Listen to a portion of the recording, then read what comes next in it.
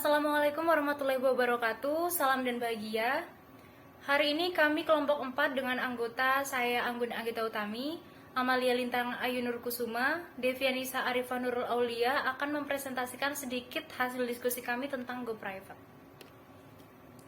Tindakan Go Private merupakan aksi korporasi yang merupakan kebalikan dari tindakan Go Public. Pada tindakan Go Public, satu perusahaan menjual sahamnya kepada publik sehingga menjadi perusahaan terbuka. Sebaliknya, pada tindakan Go Private, perusahaan terbuka berubah statusnya menjadi perusahaan tertutup.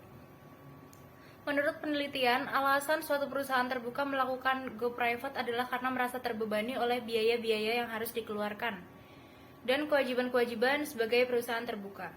Biaya dan kewajibannya seperti tingginya biaya konsultan hukum dan akuntansi, biaya penyelenggaraan RUPS, kewajiban memenuhi peraturan pasar modal, kesibukan melayani analisis surat berharga, dan keterbatasan untuk melakukan transaksi dengan pihak afiliasi.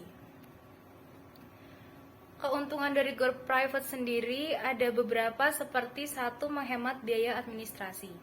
Karena Go Private mengambil saham dari suatu perusahaan dari tangan publik, akan menghemat biaya terkait pendaftaran sekuritas, laporan tahunan kepada pihak otoritas, dan pelaporan sebaliknya, dan menanggapi pertanyaan pemegang saham.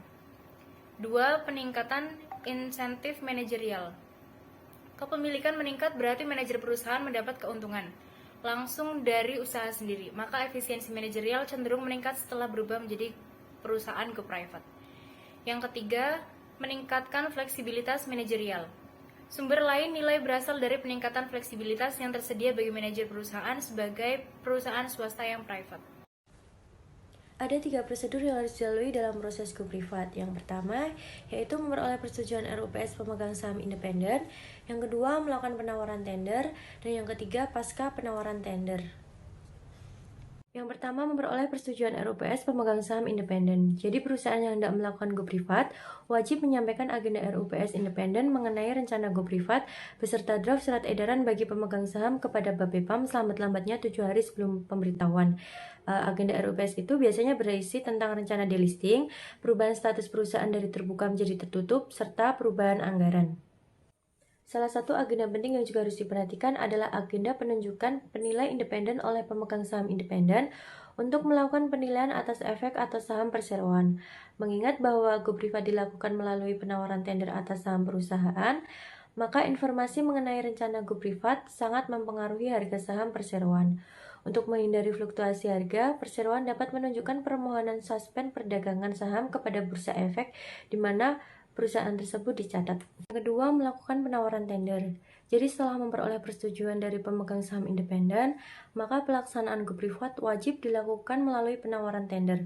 Prosedur dan tata cara penawaran tender diatur dalam Peraturan Bapepam Nomor 9F Pasal 1 tentang penawaran tender. Adapun harga yang digunakan, di samping mengacu pada Peraturan Bapepam Nomor 9F Pasal 1, juga harus mengacu pada Surat Bapepam. Yang ketiga, pasca penawaran tender. Apabila masih terdapat pemegang saham yang tidak setuju dengan adanya Go Private perusahaan, maka seperti yang telah disyaratkan dalam Undang-Undang Nomor 1 Tahun 1995 tentang perseroan terbatas, Pasal 55 Angka 1, yaitu perusahaan wajib mengusahakan untuk membeli saham yang dimiliki oleh pemegang saham tersebut. Nah, pembeliannya dapat dilakukan oleh pemegang saham utama atau oleh perusahaan itu sendiri.